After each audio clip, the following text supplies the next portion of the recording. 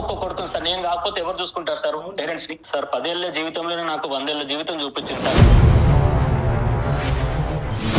ఇప్పుడు నీకు మీ పేరెంట్స్ కావాలా, నేను కావాలా? నేను కావాలంటే మీ పేరెంట్స్ ని మర్చిపో. సైకాట్రిస్ట్ డాక్టర్ దగ్గరికి వచ్చాను, మీతో మాట్లాడుతా అన్నారు. మీతోని నేను ఎందుకు మాట్లాడాలి వాళ్ళతో? వాళ్ళెవరు? ఒక్క క్షణం అండి, కొంచెం టైం ఇవ్వండి ఒక్కసారి. ఏం కంప్లైంట్ చేశాడు ఇప్పుడు నా గురించి? వృద్ధాప్యంలో ఉండేటటువంటి తల్లిదండ్రులు కాపాడవలసినటువంటి బాధ్యత ఏకైక కొడుకు మీద ఉండదా అమ్మా? డబ్బులు ఇస్తామంటున్నాం కదండి. డబ్బులతో అన్ని కొనుక్కుంటారా సునీత గారు? ఏం మాట్లాడుతున్నారండి? సిటీ లైఫ్ లో ఈ రోజు రేపు ఎవరో ముసలోళ్ళు మేరేసుకుని ఎవరో తప్పమ్మా సునీత. ఆ ముసలోళ్ళకి వస్తే ఎన్ని చెయ్యాలండి? ఎన్ని చాకరీలు చేస్తే అవుతాయి అన్ని? అయ్యో, రేపొద్దున్న మనం కూడా అదే పరిస్థితిలోకి వెళ్తాం సునీత. మనం ఇక్కడితోనే ఆగిపోమండి. మేమంత త్యాగమూర్తులో కాదు, నేను మాకంత ఓపికలు లేవు. మీకు నమస్కారం. జీవితాంతం ఆ తల్లిదండ్రులు కొడుకుతో మాట్లాడకుండా ఎలా ఉండగలరమ్మా?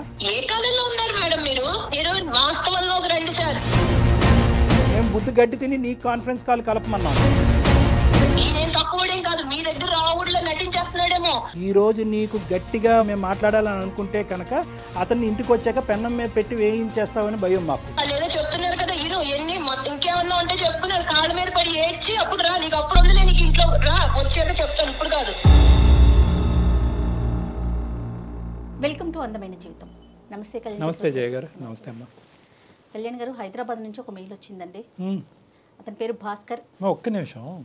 ఈ ప్రోగ్రామ్కి అందమైన జీవితం అనేటటువంటి ఒక చక్కటి పేరు నామకరణం ఎవరు చేశారు? ఎలా వచ్చింది కాన్సెప్ట్? ఫస్ట్ జీకే గారు, గోపాలకృష్ణ గారు, నేను, మన క్రియేటివ్ హెడ్ ఆయన నేను డిస్కస్ చేసుకున్నాం. ఇలా చేస్తే బాగుంటుందేమో, ఒక చిన్న ఐడియా, జస్ట్ ఒక లైన్ ఫామ్ అయిందండి. వెంటనే మీకు కాల్ చేయటం, మనం ముగ్గురం కూర్చోవటం, మాట్లాడుకోవటం, కాన్సెప్ట్ డిజైన్ చేసేసుకున్నాం కదా. అల్టిమేట్గా మనకేంటి, మన జీవితం సాఫీగా అందంగా వెళ్ళాలనుకుంటాం. సో ఈ పేరు చాలా బాగా కనెక్ట్ అవుతుంది. ఇది చూద్దామా అన్నారు ఆయన. వెంటనే మన ఎండి గారు సుమన్ గారికి చెప్పటం, ఆయన కూడా సూపర్, గో హెడ్ అనేసారు. సో అలా అందమైన జీవితం స్టార్ట్ అయిందండి. చాలా సంతోషం అమ్మా. ఒక కాలర్ ఉన్నారండి, మనకు ఒకళ్ళు మెయిల్ చేశారు హైదరాబాద్ నుంచి. అతని పేరు భాస్కర్ అండి. ఉద్యోగం చేసుకుంటున్నారు, పెళ్ళయింది.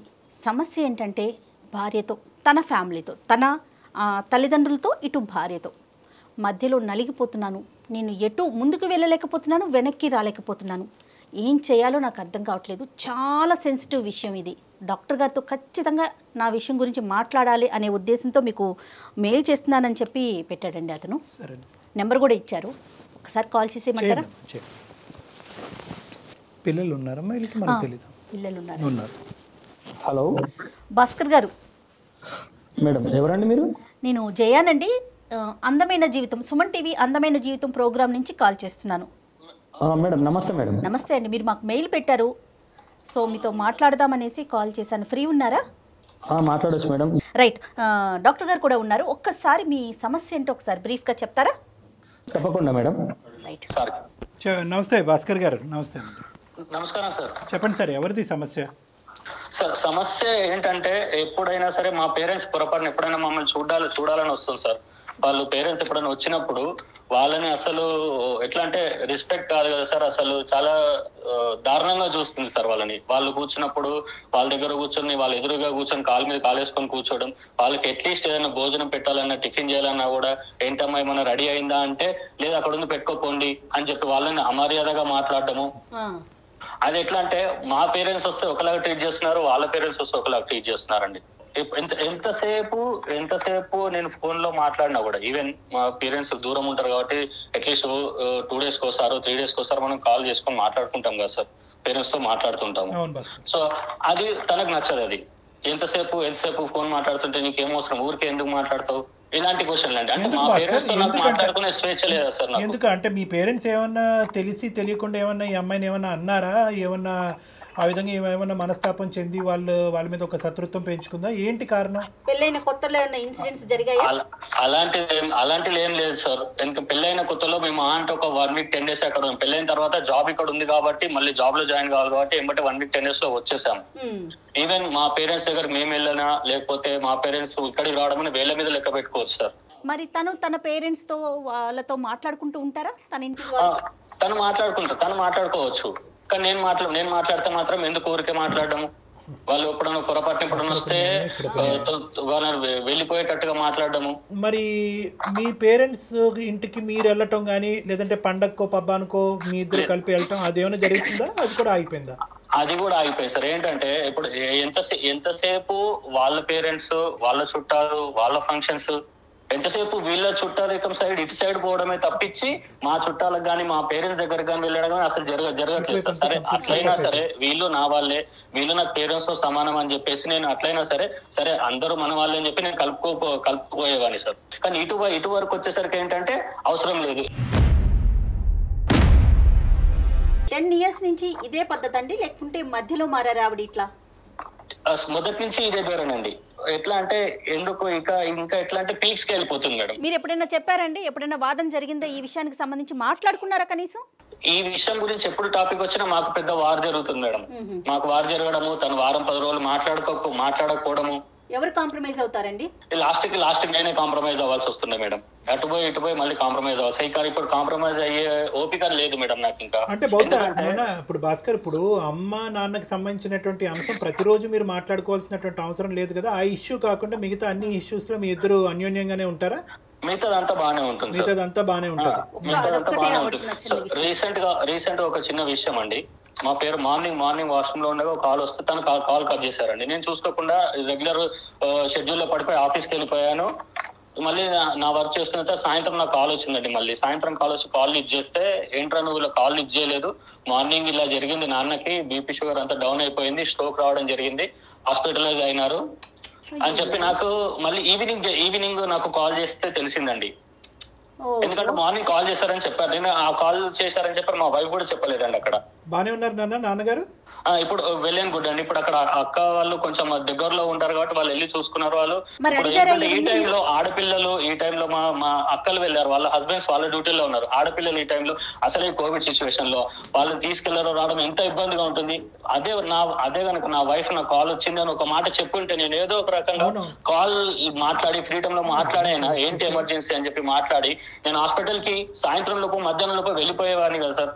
ఎంత ప్రాబ్లం అయిపోయింది సార్. నేను ఉన్న ఒక్క కొడుకుని సార్, నేను కాకపోతే ఎవరు చూసుకుంటారు సార్ పేరెంట్స్ ని? కేవలం నేను పెళ్లికి ముందు మన ఇద్దరమే ఉందాం, మన జీవితంలో ఎవరి జోక్యం ఉండదు అనేటటువంటి ఏకైక మాట పట్టుకుని ఈరోజు సునీత ఇలా వ్యవహరిస్తుందా అనేటటువంటి దానికి మనకు కొద్ది క్లారిటీ కావాలి భాస్కర్. అంటే ఆ అమ్మాయి కేవలం ఒక ప్రైవసీ గురించేనా? ఆ అమ్మాయి కేవలం మీ తల్లిదండ్రులతోనే ఇలాగే ప్రవర్తిస్తుందా, లేదంటే అందరితోనే తనకి సోషల్ కాంటాక్ట్స్ తక్కువ, మీ ఇంట్లోకి ఎవరు రాకూడదు, మీరు ఎవరింటికి వెళ్ళకూడదు అనేటటువంటి ఆలోచన శైలా? కేవలం మీ తల్లిదండ్రుల మీద ఎందుకు ఈ టార్గెట్? కేవలం మా తల్లిదండ్రులు వాళ్ళ విషయం వాళ్ళతో మాట్లాడినప్పుడు కానీ వాళ్ళు వచ్చినప్పుడు కానీ ఏదో ఒకటి జరుగుతుంది సార్. కాదు భాస్కర్, మరి అంటే ఎలాంటి సలహా కోసం మీరు మాకు మెయిల్ చేశారు? డాక్టర్ గారి వైపు నుంచి మీరు ఎలాంటి సలహాను ఎక్స్పెక్ట్ చేస్తున్నారు? మెయిన్ ఇష్యూ ఎక్కడ వచ్చిందంటే మేడం, ఇప్పుడు మా పేరెంట్స్ ఇలా జరిగిందని చెప్పేసి ఆ రోజు ఈవినింగ్ వచ్చి గొడవపడడం జరిగింది మేడం. నాకు చెప్పలేదు, ఎందుకు నువ్వు ఇలా కాల్ కట్ చేయడం జరిగిందని చెప్పేసి ఆ రోజు చాలా పెద్ద గొడవ జరిగింది మేడం. సో అంత గొడవ జరిగేసరికి తను డిసిషన్ ఏమొచ్చేసింది అంటే, ఇప్పుడు నీకు మీ పేరెంట్స్ కావాలా నేను కావాలా? నేను కావాలి అంటే మీ పేరెంట్స్ ని మర్చిపో, నాకు విడాకులు ఇచ్చేసేయండి.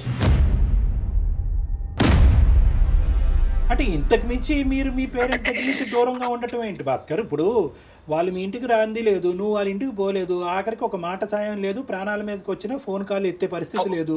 ఇంతకంటే తెగదెంపులు ఏం కావాలి? ఆల్రెడీ ఎవ్రీథింగ్ అయినట్టేగా 10 సంవత్సరాల్లో, ఇంకా ఏం కావాలంటే ఆవిడకి? అంటే ఇప్పటి నుంచి మీరు కాల్స్ కూడా మాట్లాడదు ఇంక ఇప్పటి నుంచి. ఇప్పుడు వరకు కంట్రోల్, ఇప్పుడు కమిట్మెంటా? ఇప్పుడు అలాగే అనిపిస్తుంది సార్. అంటే దాని అర్థం ఏంటో నాకు అర్థం కావట్లేదు సార్. ఇదేదో ఒక సైడ్ ఆఫ్ ది కాయిన్ మేము చూస్తున్నట్టు నాకు అనిపిస్తుంది. ఖచ్చితంగా ఈ ఇష్యూలో అయితే మాత్రం మీ భార్యమణితో మాత్రం మాట్లాడవలసినటువంటి అవసరం ఉంది. ఆవిడ వర్జన్ ఏంటి అన్నది తెలుసుకోవాల్సిన అవసరం ఉంది. ఎందుకంటే ఏ కారణం లేకుండా వృద్ధాప్యంలో ఉన్న పెద్ద వయసులో ఉన్న ఇద్దరు మనుషుల్ని అసలు ఏ కనికరం, మానవతా దృక్పథం లేకుండా దూరం పెట్టే ఆలోచన ఒక స్త్రీకి ఎందుకు ఉంటుంది అన్నది మనం తెలుసుకోవాలి. అంటే అవకాశం ఉంటే 10 ఏళ్ల జీవితంలోనే నాకు 100 ఏళ్ల జీవితం చూపించింది సార్. ఆమె గయాలతనం అట్లా ఉంటుంది. ఆమె నోట్లో నోరు పెట్టకపోతే ఎంత బాగుంటే అంత దూరం ఉంటే అంత మంచిగా ఉంటుంది సార్. కాదండి, తను ఏం చేస్తుంటారు? హౌస్ వైఫ్ అయినా? తను జాబ్ చేస్తారు మేడం. ఒకసారి ఏమన్నా మాట్లాడొచ్చా భాస్కర్? సార్ నేను ప్రయత్నం చేస్తాను సార్. నేను ఒకసారి కాల్ కలుపుతాను, మీరు కూడా ఒకసారి మాట్లాడండి సార్ తనతో. పర్వాలేదా? నో ప్రాబ్లం కదా? అంటే జస్ట్ అసలు ఆవిడ వర్షన్ ఎలా ఉందని తెలుసుకోవటం కోసం. ఓకే సార్, కలపండి. ఏంటి డాక్టర్ గారు? అంటే మనం ఇప్పుడు అతను కావాలి, అతన్ని కని పెంచి ఇక్కడ దాకా తీసుకొచ్చిన తల్లిదండ్రులు వద్దా? రేపొద్దున్న మరి మన పిల్లలకి మనం ఏం చెప్తాం? అంత దూరం ఆలోచించరు కదా, ఇక్కడే స్టోరీ.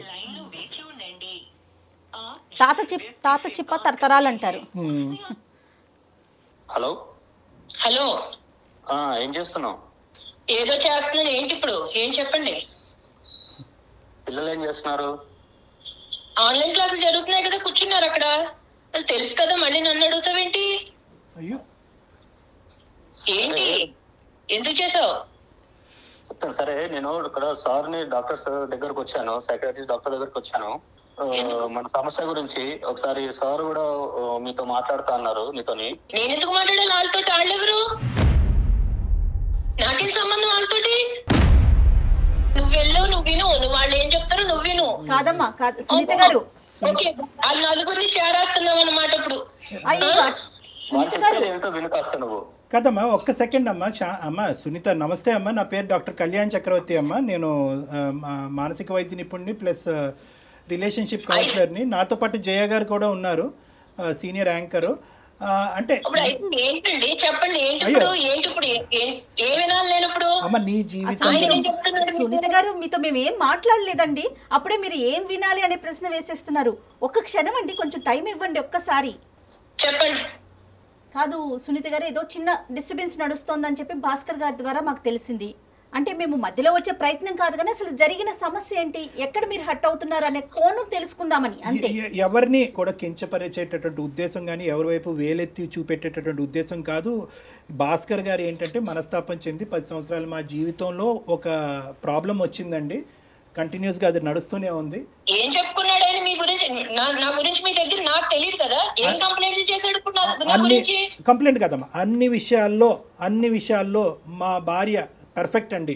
ఎక్కడ వేలెత్తి చూపేది లేదనే చెప్పారమ్మా మీ గురించి. మా అమ్మ నాన్న విషయం వస్తే కనుక అగ్గిలం మీద గుగ్గిలం అవుతుందండి. ఫోన్ లేదు, కాంటాక్ట్ లేదు, ఇక్కడికి వెళ్ళటం లేదు, అక్కడి నుంచి ఇక్కడికి రావటం లేదు. వాళ్ళ తల్లిదండ్రులకు సంబంధించినటువంటిది ఒక న్యాయం, మా తల్లిదండ్రులకు సంబంధించినటువంటి ఒక న్యాయం. ఆడ పేరెత్తితే నేను ఎందుకు మండిపడతానండి? ఈయన ఏం చేశాడో మీకు తెలియదు, నా గురించే చెప్తే. నేను చేసేది, నేను మాట్లాడేది మీ అందరికీ కనపడతాను ఇప్పుడు కూడా.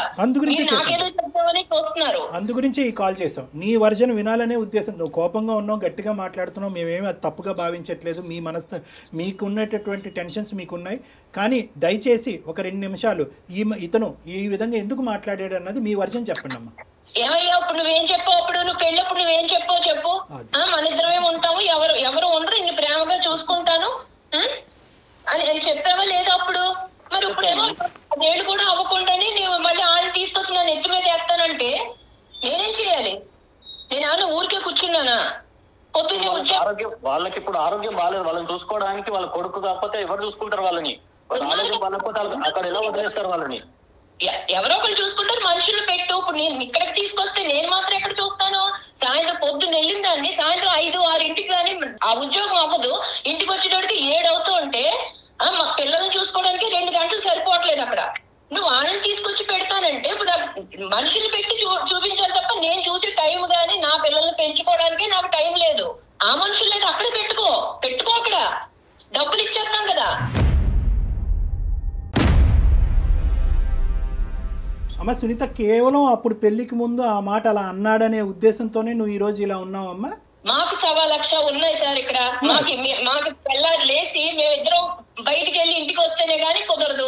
పొద్దున్న సాయంత్రం పిల్లల్ని చదివించుకోవాలా, వాళ్ళని ఎలా పెంచుకోవాలి, పొద్దున్నే లెగాలి, ఇంట్లో వంటలు చేసుకోవాలి, పనులు ఇవే సరిపోతున్నాయి. కానీ మధ్యలో ఈ కరోనాలు, దరిద్రాలు ఇవి సచ్చినాయి కదా. ఇప్పుడు అలా కదమ్మా, కరోనా సునీత గారు, కరోనా ఉండొచ్చు, ఏదన్నా ఉండొచ్చమ్మా, కానీ వృద్ధాప్యంలో ఉండేటటువంటి తల్లిదండ్రులను కాపాడవలసినటువంటి బాధ్యత ఏకైక కొడుకు మీద ఉండదా అమ్మా?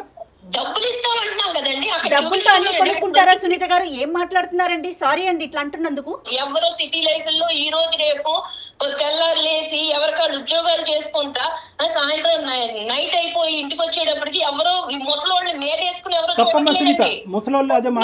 రేపొద్దున్న మనం కూడా అదే పరిస్థితిలోకి వెళ్తాం సునీత. మనం ఇక్కడితోనే ఆగిపోమండి. మానవత్వం మంట కలిసిపోలేదమ్మా. అర్థం చేసుకో. వాళ్ళకిలాగా మేము వచ్చి మీరు పడవండి, పిల్లల మీద మేము పడవం, వాళ్ళు వచ్చి పడతారేమో, మేము వచ్చి పడవం, మా ప్లాన్లు మాకు ఉంటాయి. రేపొద్దున అమ్మ వృద్ధాప్యం అనేటటువంటిది ఎక్స్క్లూజివ్ గా భాస్కర్ తల్లిదండ్రులకు కాదు, మీ తల్లిదండ్రులకి వృద్ధాప్యం వస్తుంది, మీకు వృద్ధాప్యం వస్తుంది. రేపొద్దున పెద్ద అయిన తర్వాత మీ పిల్లలు కూడా వాళ్ళ భార్యలు అంటారు, అరే డబ్బులు పడేసారా ఎందుకు పోయి చూసేదని అంటారు వాళ్ళ భర్తలతో. అది ఓకేనా మీకు? అదే చెప్తున్నానండి. ఇప్పుడు వాళ్ళు మా అమ్మ నాన్న గురించి నేనే వాళ్ళని విడిగా చూసుకోవట్లేదు, వాళ్ళు చూసుకోవాలని నాకు ఉంది. వాళ్ళు పెద్దోళ్ళు అయిపోయారు కానీ నేను వాళ్ళని చూసుకోవట్లేదు, ఎందుకంటే నాకు అంత టైం లేదు. అది అర్థం చేసుకోరేంటండి? ఎన్నని చెయ్యాలి, బయట చెయ్యాలా, ఇంట్లో చెయ్యాలా ఈ పనులు? ఈయన వచ్చేసి ఆయనకేమో ఇంట్లో పనులు ఏముండవు, బయట పనులు ఆయనతో సమానంగా నేను చేస్తున్నాను. ఆ ముసలోళ్ళకి వస్తే ఎన్ని చెయ్యాలండి, ఎన్ని చాకరీలు చేస్తే అవుతాయి ఎన్ని? వచ్చి కూర్చుంటే అయిపోయింది అనుకుంటున్నారా? కానీ మీరు ముసలోళ్ళు అనే ఆ పదాన్ని మాత్రం ఆపుకోలేకపోతున్నారండి సునీత గారు. అది వినటానికి కూడా చాలా బాధ అనిపిస్తుందమ్మా. ఉన్నప్పుడు ఆరోగ్యంగా ఉన్నప్పుడు వేరే వాళ్ళు లేందే మీ భర్త వచ్చారా, లేకుంటే మీ తల్లిదండ్రులు లేందే మీరు వచ్చారా? ఒక్కసారి ఆలోచించండి. ఏ కాలంలో ఉన్నారు మేడం మీరు? ఏ కాలంలో ఉన్నారు? మాకు కుదరట్లేదని చెప్తున్నాం కానీ చూడమని అనట్లేదు కదా, డబ్బులు ఇస్తాం అంటున్నాం కదా. అమ్మ మీరేమన్నా అమెరికాలో ఉన్నారమ్మా? హైదరాబాద్ లోనే కదా ఉన్నారు, కుదరకపోవటం ఏంటి? హైదరాబాద్ లో ఉంటే ఇక్కడ మాకు నడవదండి, మాకు నడవదు. వాళ్ళు కూర్చోబెట్టి వాళ్ళకి చాకరీలు చేసి వాళ్ళకి సేవలు చేసే టైం మాకు లేదు. పిల్లల్ని చూసుకోవాలా, ఇవి చెయ్యాలా, మాకుండే బాధలు మాకున్నాయి. అంతేగాని నేను చూడను అనట్లా. డబ్బులు ఇస్తాం అక్కడ ఉంచుకోమంటున్నా. ఎవరు మా ఇంటి దగ్గర స్ట్రాంగ్ గా మాట్లాడటానికి వేరే కారణం ఏదైనా ఉందా వాళ్ళ వైపు నుంచి? అడగండి. అక్కడ ఉన్నారు కదా ఆయన, మీ దగ్గరికి వచ్చాడు కదా ఆయన, ఏదో చెప్పుకుంటున్నాడు కదా నా మీద కంప్లైంట్లు.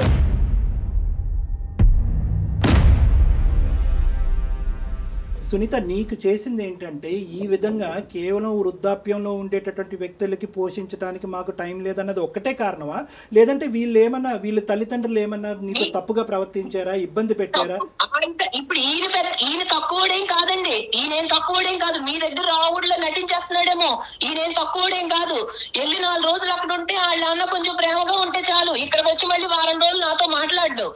మరి నాకెలా ఉంటుంది? నేను అన్ని వదిలిపెట్టుకుని వచ్చాను కదా, నాకు మాత్రం ఇంకెవరన్నా ఉన్నారా? ఈయన పిల్లలే కదా, తెల్లారులేసి ఏళ్ళ కోసమే కదండి మేము కష్టపడేది. నువ్వు ఆన్ చేసిన రేడియో ఆగట్లేదు ఇది కాదమ్మా సునీత. ఇప్పుడు ఇక్కడ మాకు భయం ఏమీ లేదు. ఈ రోజు నీకు గట్టిగా 1 ఇంచు ఎక్కువగా మాట్లాడాలి అనే ఉద్దేశంతో మేము మాట్లాడాలని అనుకుంటే కనుక అతన్ని ఇంటికి వచ్చాక పెన్నం మీద పెట్టి వేయించేస్తామని భయం మాకు. ఇప్పుడు నన్నేదో నేనేదో కొత్తగా ఈ లోకంలో నేను ఒక్కదాన్ని ఏదో అన్నట్టు మీ అందరూ కలిపి నాకు జడ్జిమెంట్ ఇస్తున్నారు కదా. ఎలాగో ఉంది, రమ్మనండి చూస్తాం ఇవన్నీ. నాకు ఇప్పుడే చెప్తున్నారు, మేమంత త్యాగమూర్తులో కాదు, మాకంత ఓపికలు లేవు. మీకు నమస్కారం.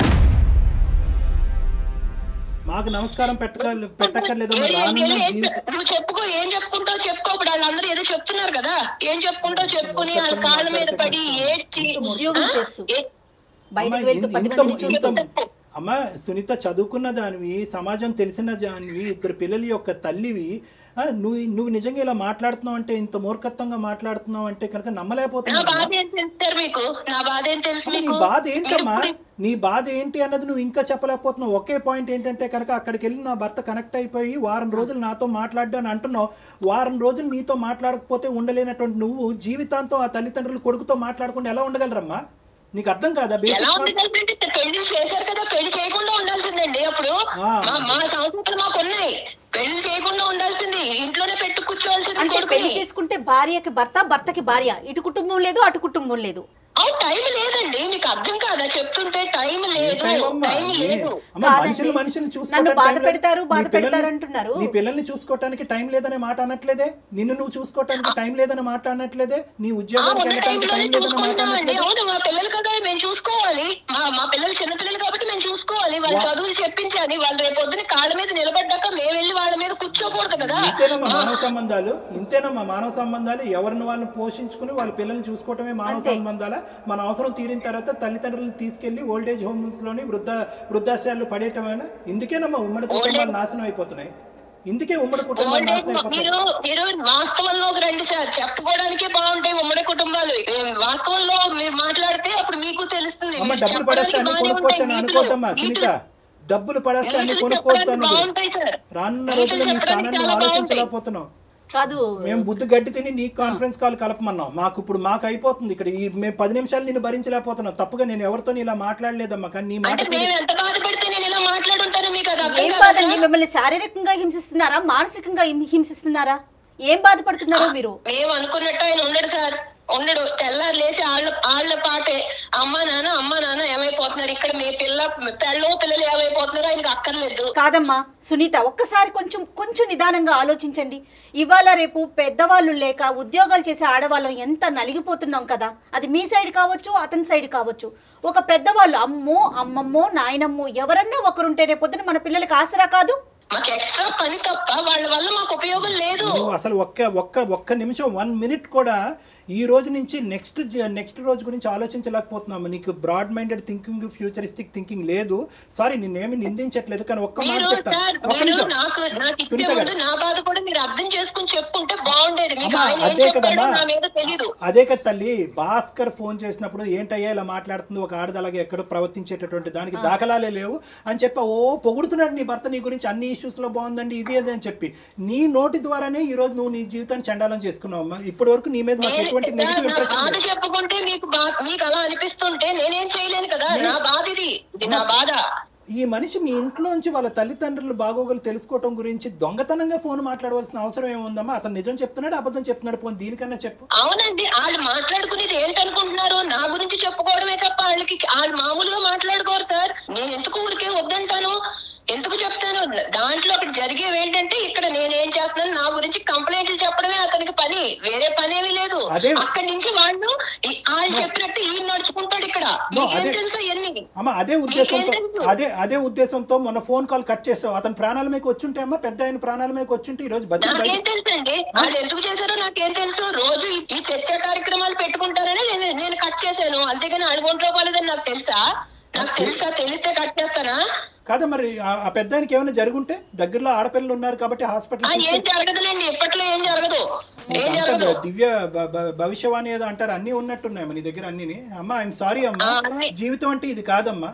భాస్కర్, ఇంకా సేపు మేము మాట్లాడితే నీ సిచ్యువేషన్ ఇంకా డిటీరియేట్ అయ్యేటట్టుంది. అందమైన జీవితం యొక్క పర్పస్ ఏంటంటే ఉన్న స్థితిని అలాగన్నా ఉంచాలి, లేదంటే కరెక్ట్ చేయాలి. ఉన్న స్థితిని దిగ్గజార్చేటటువంటి ఉద్దేశం మాకు లేదు. పెనం మీద నుంచి పొయ్యిలో పడే పరిస్థితిని మేము తీసుకురాం మిమ్మల్ని.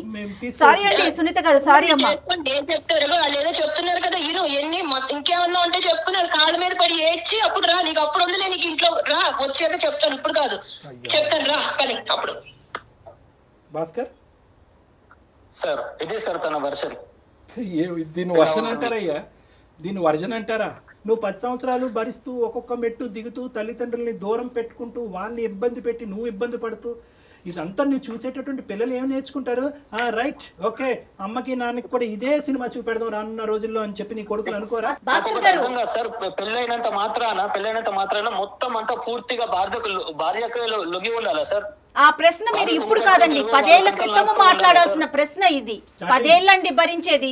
Starting trouble, ending trouble. Starting trouble ని సెట్ చేసుకోకపోతే ఎండింగ్ ట్రబుల్. కళ్యాణ్ గారు అసలు ఆవిడ వర్షన్ ఏంటండి? ఎటువైపు ఆలోచించట్లేదు తను. ఆవిడకి ఏదో ఒక విచిత్రమైనటువంటి వ్యక్తిత్వపరమైనటువంటి లోపం ఉందబ్బా. పర్సనాలిటీ డిసార్డర్స్ అంటారు వీటిని. ఏం చేయమంటారు సార్? నాకు ఒక మంచి సొల్యూషన్. అంటే ఎలాంటి డెసిషన్ తీసుకుందాం అనుకుంటున్నారు భాస్కర్ మీరు? నేను కావాలంటే వాళ్ళని వదిలేయండి. ఓకే, తన వర్షన్ కాదు, ఇక్కడ కూడా మీరు తన వర్షనే చెప్తున్నారు. మీ వర్షన్ చెప్పండి. ఇక నేను భరించలేను మేడం. నేనైతే వదిలేద్దామని డిసిషన్ తీసుకుందాం అనుకుంటున్నాను. విడిపోవాలనేటటువంటి ఉద్దేశంతో మేము చెప్పట్లేదు, కానీ అది నిజంగా మీరు చేసి చూపెట్టాలి. అంటే నేను ఇంకా భరించలేకపోతున్నాను అనేటటువంటి దానికి యాక్షన్ ప్లాన్ కావాలి. ఇక్కడ తల్లిదండ్రుల్ని కాపాడుకోవటం అనేది మీ బాధ్యత. రేపొద్దున మీ పిల్లల్ని మిమ్మల్ని చూస్తారా చూడరా అనేటటువంటి అంశం తర్వాత పెట్టండి. మీ తల్లిదండ్రులు మీకేం అన్యాయం చేయలేదు, మీకేమీ తక్కువ ఇవ్వలేదు. మీ తల్లిదండ్రులు ఎప్పటికీ కూడా మమకారం ప్రేమతోనే మిమ్మల్ని ఇప్పటి వరకు పెంచి పోషించారు. పెళ్ళి అనేటటువంటి ఈ అంశం వాళ్ళ జీవితానికి ఒక శాపం కింద మారిపోయింది. కాబట్టి వాళ్ళని కాపాడుకునేటటువంటి ప్రయత్నంలో మీ ఆవిడికి ఒక గట్టిగా బుద్ధి చెప్పేటటువంటి ప్రయత్నం చేయండి. అంటే కొట్టండనో తిట్టండనో హింస పెట్టండో అని చెప్పట్లేదు. నేను మా తల్లిదండ్రులకు స్థానం లేనటువంటి నా జీవితంలో నీకు కూడా స్థానం లేదు అనేటటువంటి వార్నింగ్ ఇచ్చి మీ పిల్లలతో పాటు మీరు దూరంగా ఉండేటటువంటి ప్రయత్నం చేయండి. సో ఒక్కసారి బెదిరించమంటారా? అంటే దాన్ని బెదిరింపు అంటారా, లేదంటే ఒక విధమైనటువంటి ట్రీట్మెంట్ అంటారా అనేది మీకు వదిలేస్తున్నాను. అంటే ఆవిడకు ఒక శిక్ష పడాలి. శిక్ష పడాలి అంటే కనుక కుటుంబం అనేటటువంటిది ఎప్పుడు కూడా నీ చెప్పు చేతల్లో నీ కాళ్ళ కింద చెప్పులాగే ఉంటారు అని అనుకోవద్దు. నాకు ఒక అహంకారం ఉంది, నేను ఒక మగాడిని, నేను ఒక ఇద్దరు తల్లిదండ్రులకు ఒక కొడుకుని, నేను మగాడిని అనేటటువంటి ఆలోచనతో, అంటే మగ ఆడిన అనేటటువంటిది నేను వ్యత్యాసం చేయట్లేదు, కానీ ఆవిడకి ఈ యాంగిల్ చూపెట్టాలి అంటే, మీ విలువను తెలియజేయమంటున్నారు. మీ విలువను తెలియాలి అంటే కనుక దూరంగా ఉండి కొంతకాలం మీరు లేనటువంటి లోటునే ఆవిడకి అర్థమయ్యేటటువంటి విధంగా చూపెట్టండి. అంటే మళ్ళీ ఆవిడ మాట తీరు చూడండి, ఏ విధంగానూ కాంప్రమైజ్ కాదాయే. కాన్ఫరెన్స్ కాల్ సునీత కలపమన్నాం, అక్కడి నుంచి అసలు వాళ్ళ తల్లిదండ్రులు కలిపి ఉంటే కనుక వాళ్ళు కొడుకుని దూరం చేసుకుని ఎంత బాధపడుతున్నారో అక్కడ అసలైన వర్జన్ తెలుసు. నాకు ఇంకొక విషయం ఏమనిపించిందో చెప్పనండి, సునీత తల్లిదండ్రుల పెంపకం ఎంత అధ్వానంగా, అంటే ఒక తల్లిదండ్రుల పెంపకం గురించి మనం ఇంత ఓపెన్గా చెప్పుకోకూడదు, కానీ ఆవిడకి ఏం విలువలు నేర్పించారండి? వాళ్ళు ఏమైనా చెప్పడానికి ట్రై చేశారా భాస్కర్? ఒక లాస్ట్ క్వశ్చన్, వాళ్ళు మీ అత్తగారు సునీతకి ఏమైనా చెప్పడానికి ట్రై చేశారు? అలాంటివి చాలా జరిగాయి సార్, చాలా జరిగాయి. అవి అప్పటికి అవి అంతవరకే ఉంటాయి సార్, మళ్ళీ తర్వాత సేమ్. రైట్ భాస్కర్, ఒక్కసారి డాక్టర్ గారు చెప్పింది ఆలోచించండి, త్వరపడండి, మంచి నిర్ణయం తీసుకోండి. Thank you madam. చక్కని డెసిషన్ తీసుకోండి, చక్కగా ఉండండి. Thank you sir. All the best Bhaskar. Thank you sir.